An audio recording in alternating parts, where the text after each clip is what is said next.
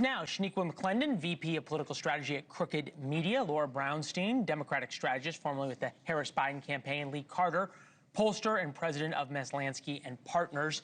I'm looking now to my right, the viewers left, to make the point that what makes NewsNation different is we have people here on this program who represent the best of their side's ideas. Thank you for doing that here tonight. Benny Johnson made the point that this wasn't cancel culture. This was someone who said something on air that was demonstrably untrue and then reveled in the death of a political assassination. And that's why there was a push to have him fired, as you would for anybody who acted in a way that was that unseemly. You agree with that? Directing that to me? Yeah.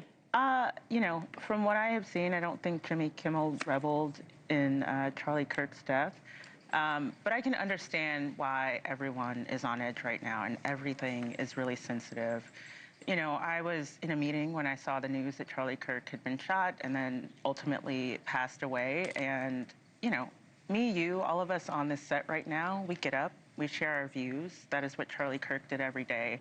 And we're in a moment that's really scary and dangerous. Charlie Kirk should still be alive. He should. Without question. And I think what you're saying, though, is that what Kimmel said in that moment, or over the weekend, when we knew what he was saying was untrue, didn't help.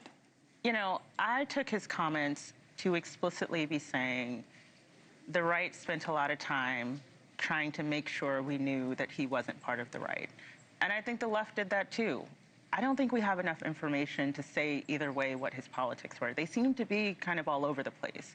And so I guess this is my problem, is that it seems as if we want to try to deal with a problem honestly, which we do, which is violence right now, is you got to deal with it as it is, which is that he was espousing exactly the talking points that I hear every day, not from you and not from you, about Donald Trump and about Republicans. Hold on.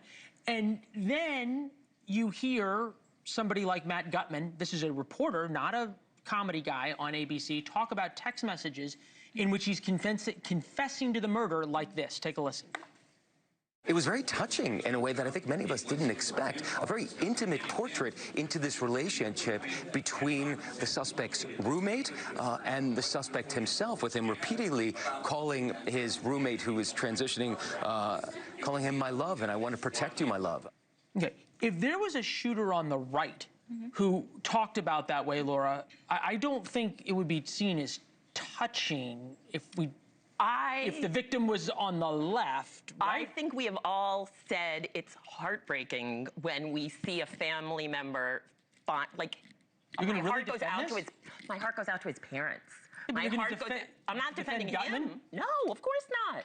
Okay. Of course not.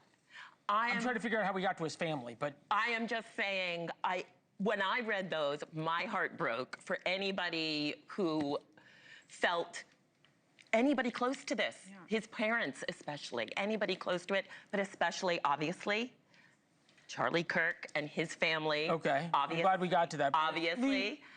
This is where I think the polling comes in, and whether or not there is a link between the rhetoric on the left and how people think. ABC News polling, since ABC's in the news these days, in 2024, 87% of Democrats view Trump as a fascist. NPR Marist poll from last year, 47% of Democrats are concerned about the rise of fascism and extremism.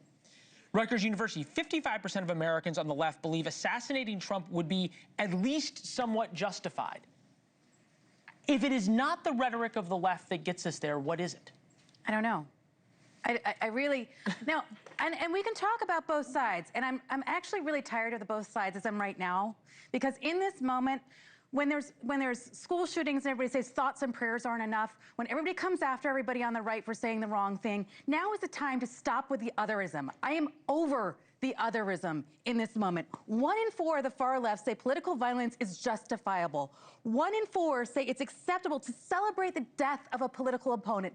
56% of people on the left say it's okay to murder Donald Trump. 50% Elon Musk. How is that okay? You know, how is that where we are? I have not.